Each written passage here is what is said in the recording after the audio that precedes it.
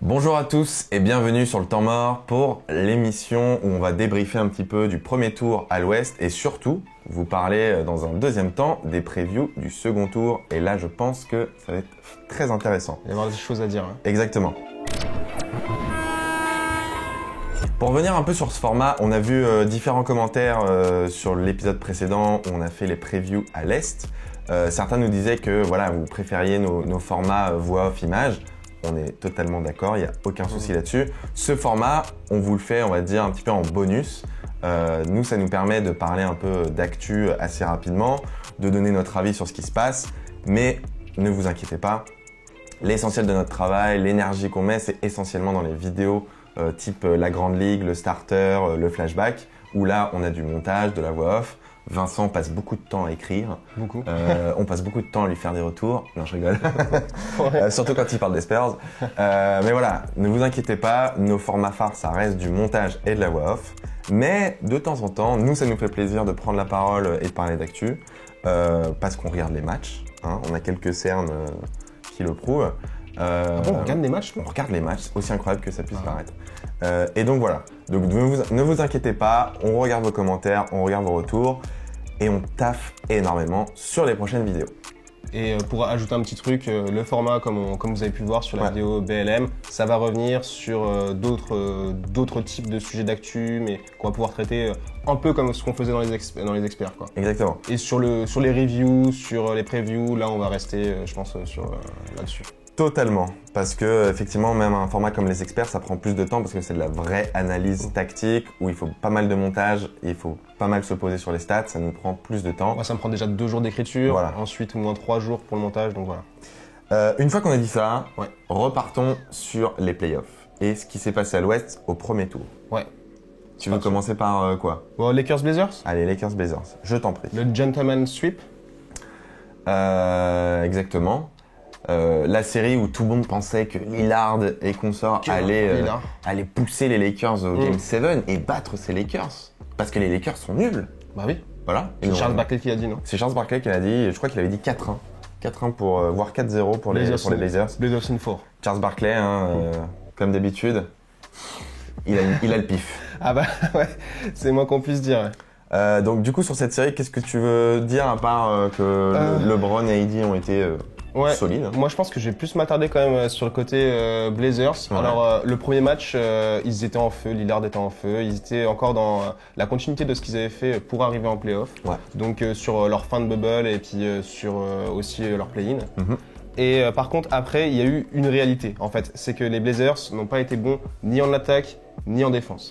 Alors pour expliquer ça, c'est vrai que si on regarde les stats comme ça, on se dit ah ouais non mais quand même Lillard il a 24 points, McCollum 23, Melo 15, Nurkic 14, donc ils ont fait le taf. Ça paraît acceptable pour une série de playoffs. Mais après à peine si tu regardes genre juste les pourcentages, là tu te dis en fait il y en a aucun qui dépasse les 50%. Et à part Melo qui est vraiment bon à 3 points, d'ailleurs il a mieux tiré à 3 points qu'à 2 points, ça n'a aucun sens. Mais si tu regardes, genre Lillard, il a même pas 40% à 2 points. Ouais. McCollum, on sait que ça n'a jamais été un grand tireur de lancer franc. Il a 75% en saison régulière. Là, il est un truc genre 68%, un truc comme ça. Et Nurkic, qui est censé être le pivot, donc avoir des points dans la peinture, bah lui, il a même pas 50%. Alors il s'est fait clairement manger par Anthony Davis. Oui, c'est clair. Et ensuite, ce qu'on peut voir aussi, c'est qu'en défense, ils ont pas réussi à faire le taf parce que c'est ces joueurs-là en fait qui sont tout le temps sur le terrain parce que le banc a vraiment pas été au rendez-vous et des mecs comme Anfernee Simons ont été complètement fantomatiques. Et donc ces joueurs-là, on se rend compte que c'est même pas des bons défenseurs. Et quand ils sont sur le terrain, ils n'ont aucune réponse face à LeBron, face à AD. Ils sont pris 110, 116, 135, 131. Ouais. Et quand t'as cassé plein de points comme ça, c'est foutu pour toi, quoi. Alors, tout ce que tu viens de dire, je suis totalement d'accord. Moi, j'ai un peu plus de stats, mais côté Lakers, pour expliquer aussi à quel point les Lakers, en fait, pour beaucoup d'analystes, ils les ont sous-estimés. Alors déjà, on a quand même un LeBron qui est en triple-double. Il est en triple-double sur la série. 27 points, 27,5 de moyenne sur la série. Plus de 10 rebonds et plus de 10 passes. Pour les gens qui pensaient que le LeBron playoff n'existait pas. Avec 60% au shoot. Excusez du peu. Monstrueux. Anthony Davis, deuxième monstre, avec près de 30 points par match de moyenne, quasiment 10 rebonds, 4 passes quand même, à 57% au shoot, avec un PER à 37,4. Et c'est parce qu'il y avait vraiment personne en face dans la raquette. Hein. Sur solide. Derrière, les meilleurs marqueurs, c'est KCP avec 11,2 sur la série et Kuzma 10,8. Belle série de KCP. Voilà, KCP, en fait, j'ai surtout envie de parler de KCP et de Caruso en défense.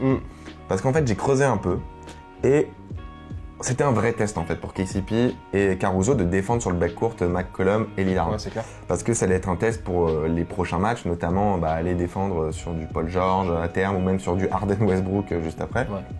Et en fait, ils ont fait un taf exceptionnel. J'ai quelques stats intéressantes pour toi. Sur 33 séquences de pick and roll offensive des Blazers, il y avait Caruso en défense. Et sur ces 33 séquences où Caruso défendait, que ce soit Lillard ou McCollum, il y a seulement eu 27 points encaissés. Oh, putain. C'est-à-dire moins de 1 point par situation de pick and roll. Et en fait, je pense que Thomas le mettra au montage, Caruso, il a fait un taf de malade défensivement. Je pense que c'est lui qui a le meilleur rating défensif incroyable. De toutes les playoffs en fait. Il fait un taf monstrueux sur Lillard, même si KCP, bon lui, a pris plus de points sur la tronche face à McCollum. Mais en fait, les deux, en même temps, ils ont... un contre un. On est d'accord. Mais vraiment, ils ont fait un taf incroyable. Ça prouve que les Lakers peuvent avoir un backcourt, en tout cas en situation défensive, hyper intéressant et hyper chiant à jouer. Et je pense que pour des LeBron AD, ça c'est hyper intéressant quand t'es pas sur le terrain, de pouvoir compter sur ce genre de joueurs. Parce que bon, si on compte sur J.R. Smith, Dion Waiters, qui sont un peu les Casper de ce premier tour, même un mec comme Danny Green, tu vois, qui shoot à seulement 34%, va falloir que lui il step up pour. Après, pour Danny Green, c'est le pro de je suis pas là sur une série, je suis là sur la prochaine. Bien sûr. Donc voilà, les Lakers. Timo quand même sur la blessure de Lillard qui a pu fausser 2-3 trucs, enfin en tout cas qui a coupé son momentum. Oui, sur la fin de la série. Quoi. Ouais. Non, c'est vrai. C'est un bon point. C'est vrai que Lillard, avec cette blessure, n'a pas pu aider les Blazers comme il fallait. Mais les Lakers, moi je les ai trouvés. Enfin, ils ont l'état d'esprit. Là, ils sont genre playoff focus. Ouais. On a retrouvé les Lakers dominants de saison régulière. Franchement. On a été déçus d'eux sur la bubble. Bah là, on a retrouvé des vrais Lakers en fait. Ceux qui nous ont fait kiffer cette saison. Quoi. Exactement. Et côté Blazers, je pense qu'on peut dire que le plafond de verre, là, ils l'ont atteint l'année dernière. Et c'est une équipe middle, donc ça va être compliqué pour eux. Trop fort pour être mauvais et trop mauvais pour être bon. Va falloir se poser les bonnes questions et va falloir que Lillard aussi à un moment fasse des choix parce que cette équipe effectivement à la finale de conf on a l'impression que c'était le max du max. Et là ils ont plus aucune flexibilité financière. Ouais. Donc là il y a un vrai sujet à creuser là-dessus. Bon, on s'est pas mal penché sur ce premier tour, essayons d'aller un peu plus vite sur les prochains. Ouais. On fait quoi? Clippers Mavs? Allez, Clippers Mavs. Autre tour intéressant. Ouais, autre vraiment tour assez cool quand même. Ouais. Moi j'ai pas envie de parler de tout ce qu'il y a autour. Je sais que sur les réseaux vous attendiez que ça, qu'on parle de tout ce qu'il y a autour, là, les déclarations des joueurs des Clippers. J'ai juste un truc à dire, c'est que Marcus Morris est un con. Et ça date pas d'hier ça. Et pour le reste, ça vaut même pas la peine d'en parler quoi. Moi j'ai juste l'impression que cette équipe des Clippers, ils ont leur star Kawhi Paul George qui genre se taisent, se mettent en retrait. Et après ils ont leurs bad boys. Qu'ils envoient pour soit rentrer dans la tête des joueurs en face. Et en fait, ça me fait penser un peu à la chanson récente, la bande organisée, tu vois. J'ai l'impression que les Clippers, c'est ça. Quand ils arrivent, c'est genre bande organisée, genre. On est serein, on a nos bad boys, on va vous faire chier, quoi. Ouais. Mais attention parce que je pense que les Clippers peuvent devenir l'équipe détestée de la ligue. Mais c'est ouf. Comme ça. Ils avaient une hype monstrueuse au début de la saison. Tout le monde aimait bien les Clippers. Et là, on se retrouve. Je veux dire, personne n'a envie de les voir gagner finalement. Ouais, mais bon, ils sont malins. Ils ont pris des joueurs qui sont capables d'aller tabasser la superstar en face et prendre les fautes qu'il faut et faire sortir du match la superstar en face. Bon, revenons sur le plan basket. Sur le plan basket, les Clippers sont encore une fois pas été au niveau. À part Kawhi, qui est sûrement le meilleur joueur de ces playoffs pour l'instant. Il est le meilleur joueur. Ouais. Franchement, même on peut dire. Du monde. Non, mais c'est le meilleur joueur actuel. Et c'est le meilleur joueur actuel. Il a quand même des stats. Il est quasiment à 33 points de moyenne, 10 rebonds, 5 passes à 54% au shoot. Il est monstrueux. Et derrière, il y a aussi Lou Will qui, comme d'hab, a fait ses stats. A été dans son registre habituel. 16 points de moyenne sur la série. Propre. Ouais. Voilà, ce qu'on attend de Lou Will d'un 6e homme, quoi. Non, les Clippers, je suis d'accord avec toi, ils n'ont pas été au niveau, mais en même temps, je me dis, je pense qu'ils ne s'attendaient pas à une équipe aussi intense, accrocheuse. Je pense qu'ils attendaient un Luka Doncic étincelant, etc. Mais je pense qu'ils ne s'attendaient pas à ce qu'il soit finalement pas si mal entouré. Ouais. Parce que justement, ça revient à la vidéo qu'on avait fait la dernière fois où j'avais expliqué que finalement le Sporting Cast était vraiment sympa et c'est ce qui avait fait qu'ils avaient fait une très bonne régulière. Ouais. Mais dans la bulle, ils ont été dégueulasses, le Sporting Cast. Ils étaient absents et là, on les a retrouvés. On a retrouvé un Sporting Cast de niveau. Tim Hardaway Jr., on le cherche toujours. Je ne sais pas où il est. Mais je sais pas, il avait fait une super saison, ça fait bader. Et honnêtement, on se dit même, si Porzingis avait été là à 100% sur les derniers matchs, bah en fait cette série, elle était pas jouée d'avance pour les Clippers. Moi j'ai noté 3 points, attends il faut que je les retrouve, j'ai noté 3 points sur lesquels je me dis qu'ils n'ont pas eu de chance. C'est d'abord l'exclusion de Porzingis au Game 1 pour les deux techniques. Totalement. Que d'accord, c'est plus ou moins justifié, mais moi je trouve qu'en playoff, surtout quand c'est une star comme ça, c'est injuste. Quand il se fait exclure, Dallas perd son momentum et se fait complètement dominer dans le troisième quart. D'ailleurs, ils le perdent, 23-13. Et ensuite, dans le quatrième, ils essaient de recoller, mais ça va pas. Et au Game 3, les Mavs, ils sont encore dans le match. Ils sont un petit peu derrière, mais quand Lucas blesse. Et après, ils essaient encore de recoller, mais c'est mort. Et ensuite, la blessure de Porzingis, on peut dire qui fausse, entre guillemets, la suite. Même si on sait pas ce qui serait avec les si. On a ce débat souvent, mais...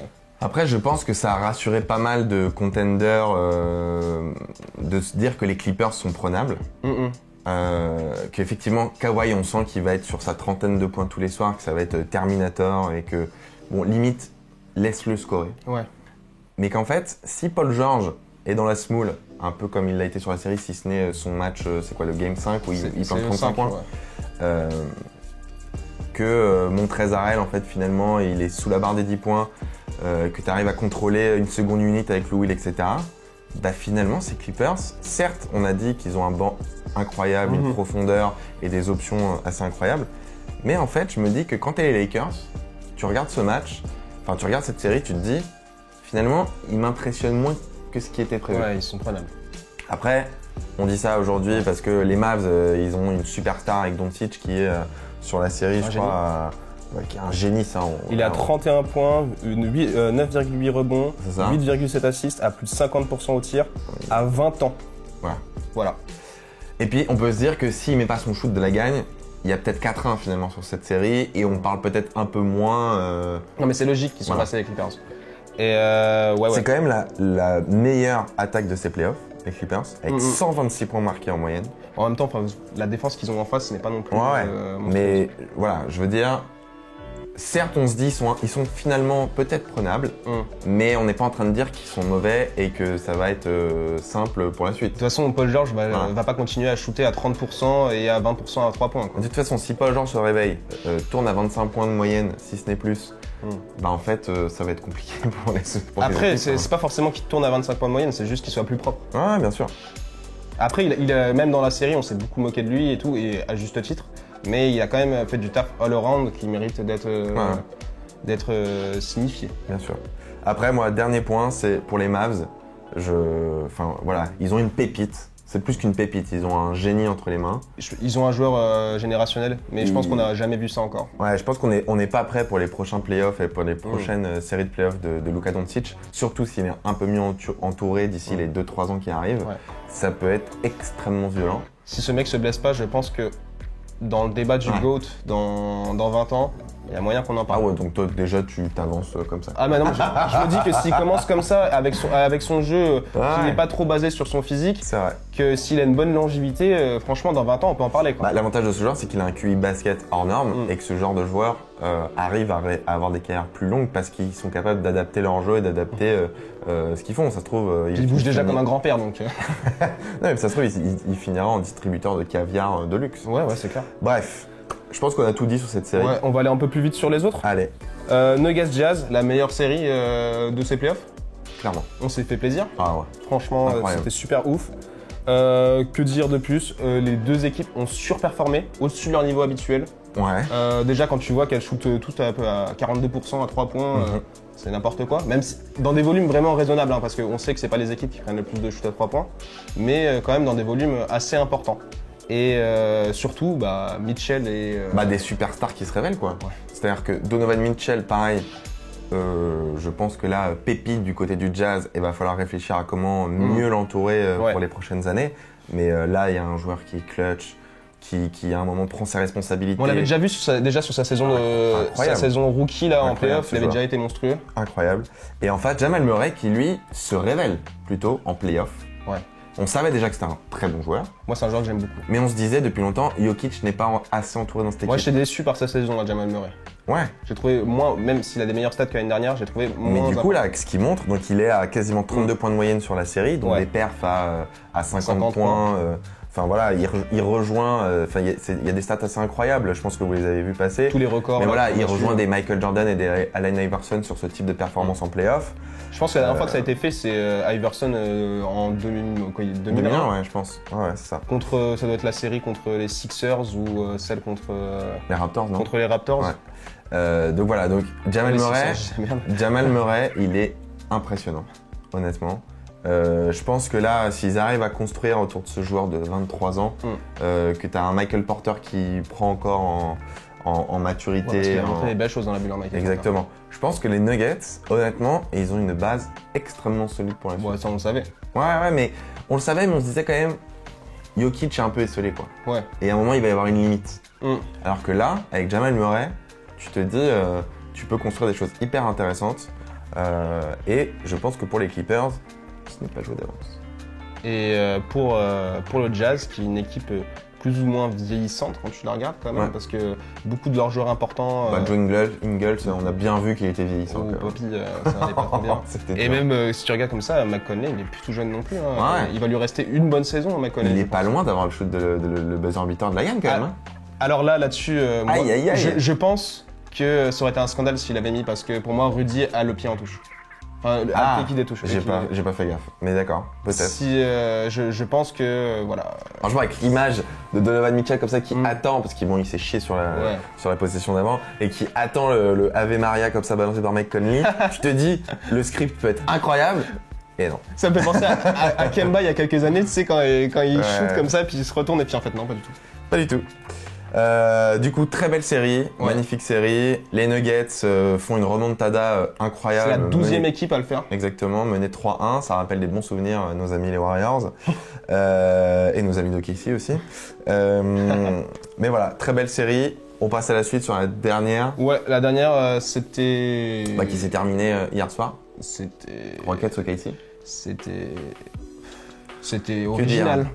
Que dire C'était original.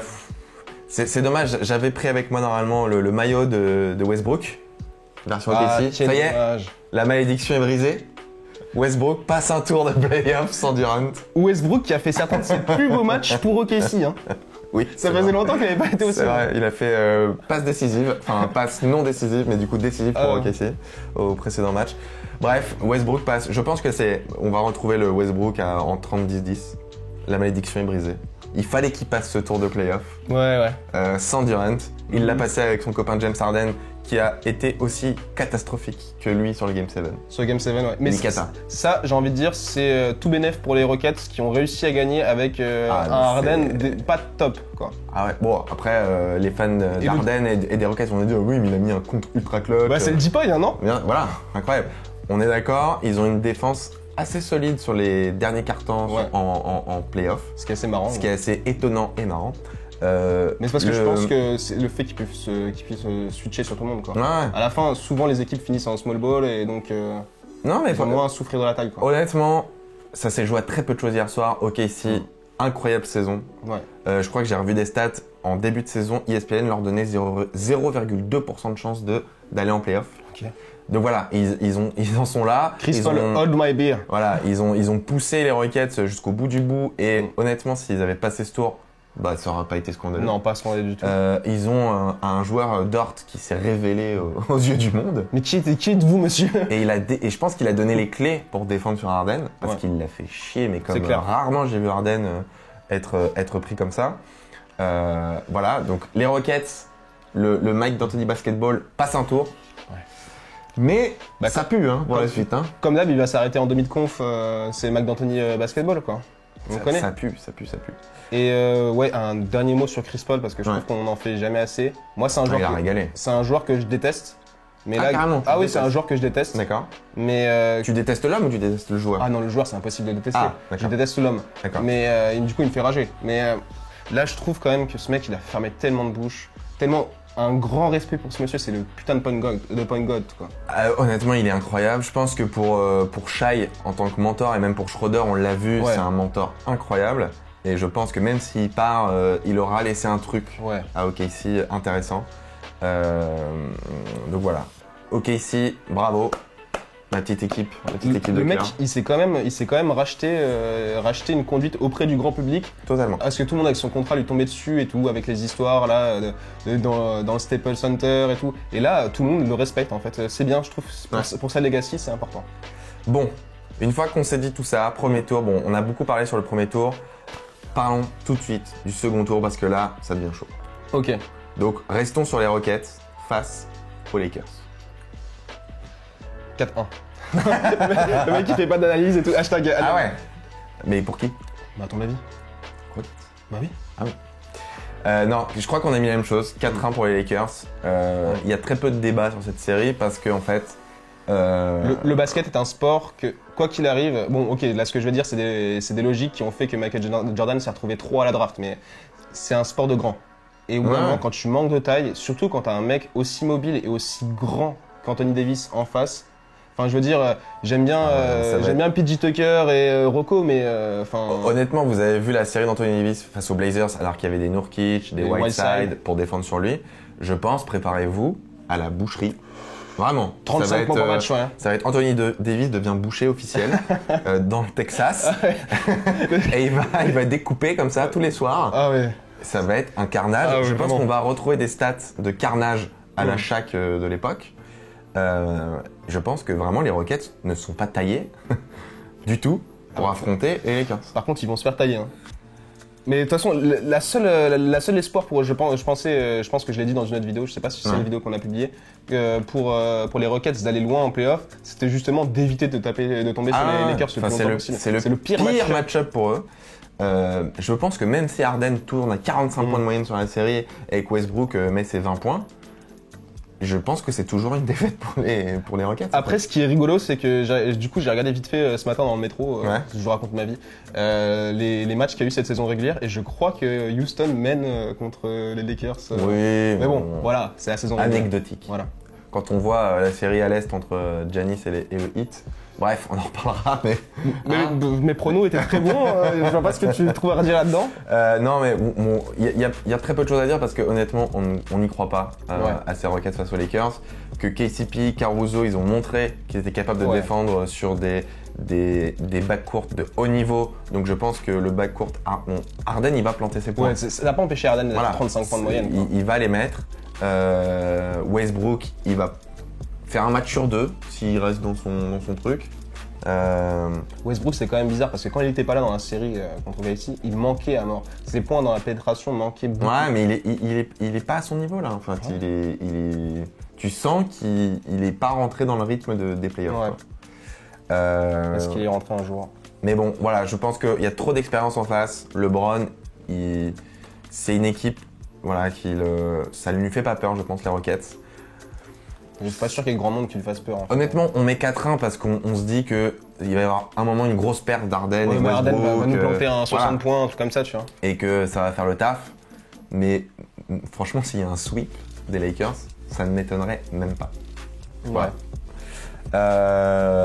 Bon, je pense qu'on peut passer à la série d'après et terminer sur Nuggets Clippers.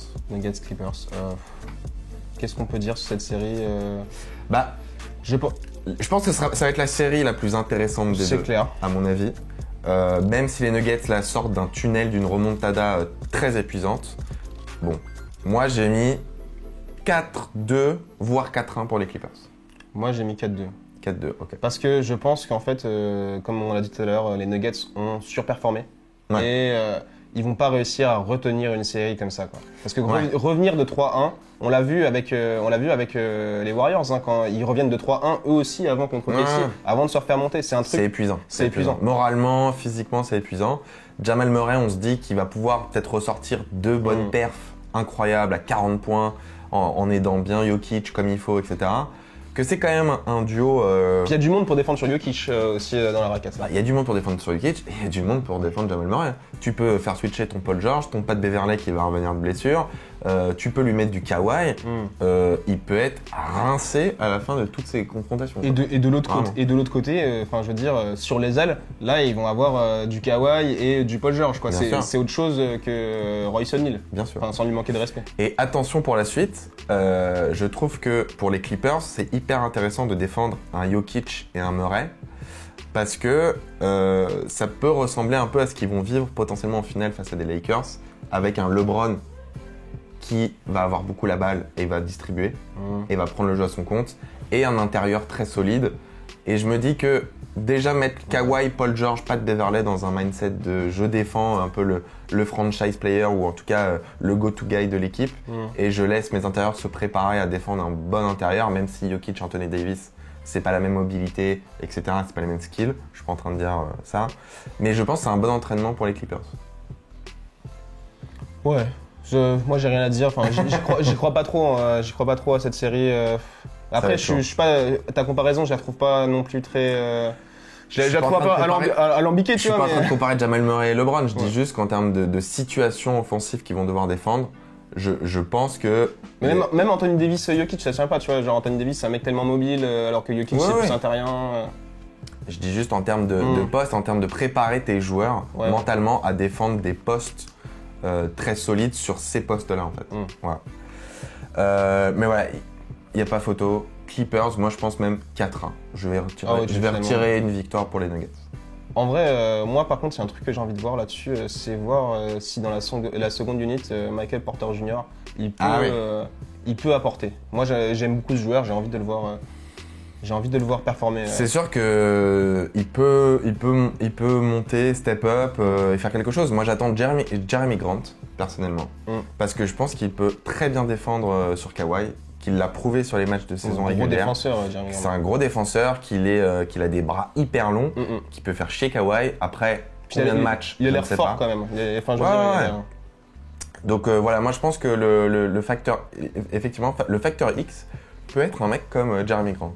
Ok, voilà. Ça se tient. Pour gagner une victoire de plus, hein. Je dis pas pour gagner la série, hein. Je dis pour aller chercher un match en plus face aux Clippers. Mais moi je pense que le facteur X, ça va être si Paul George revient à des trucs corrects. Oui. Donc par correct, je veux dire 48%, 45% au tir et 33% à 3 points. Ça serait déjà un bon commencement. Ouais. S'il est là-dessus, c'est bon. Et dernière stat pour montrer que les Clippers peuvent rouler clairement sur les Nuggets, c'est que quand ils sont au complet, et là apparemment ils vont être au complet parce que Pat Beverley revient, c'est 11-1. Voilà. Ouais. Donc c'est violent. C'est violent. Donc voilà, je pense qu'on s'est tout dit sur ces deux tours, ces deux demi-finales de playoff à l'Ouest. On a deux petites questions des tutos, si tu veux. D'accord. On peut les faire rapidement en mode... Prépare-les. N'hésitez pas, vous, à nous donner vos pronos pour ces demi-finales. Étonnez-nous, dites-nous qu'il va y avoir Rockets Nuggets en finale de conf, même si on n'y croit absolument pas. Et du coup, je te laisse avec les questions. Alors, il y a Amaury. C'est des questions de Twitter, c'est ça? Ouais, c'est des questions de Twitter. Il y a Okay. Amaury. Est-ce que... je sais pas, il y a mis 40 000 Y. D'accord. Est-ce qu'une autre équipe que les Lakers et les Clippers peuvent arriver en finale de conf où la différence de niveau et de talent est trop grande? Je crois qu'on l'a dit. On l'a dit. Et la deuxième, c'est dans ce début de playoff, quel est le meilleur joueur à l'Ouest, Kawhi ou LeBron? Arrivera-t-il à emmener son équipe en finale? On est obligé de dire Kawhi. Ouais. Honnêtement, c'est lui qui a eu l'adversaire le plus compliqué à jouer et c'est lui qui a clairement porté son équipe, là où LeBron a été extrêmement bien aidé. Mais les deux sont incroyables. Mais les deux sont incroyables. Enfin, c'est plutôt lui qui aide AD, je trouve. Hein. Ouais. Enfin, je veux dire... Donc voilà, ouais. Je pense qu'on a bien adressé ce qui se passait à l'Ouest. Une nouvelle fois, n'hésitez pas à nous partager vos avis en commentaire. Nous, on se retrouve très bientôt pour une nouvelle vidéo dès samedi. Dès samedi. Une vidéo qui risque de vous plaire, la Grande Ligue. spécial Bulls. On espère que vous serez nombreux au rendez-vous. N'oubliez pas qu'il y a des concours qui vont arriver sur Instagram, Twitter. Il y a des tournois qui se passent en ce moment justement sur Instagram et Twitter. Cadeau de Bishop qui va tomber. Il y a un cadeau de notre partenaire Bishop Basketball qui va tomber et qui est assez cool quand même. Il est assez inédit en tout cas. Assez inédit quand on est fan des Bulls. Donc n'hésitez pas à vite venir sur les réseaux nous suivre. Et puis sinon, on se dit à très vite. Et n'oubliez pas, Cross, c'est bien. Cross, c'est bien.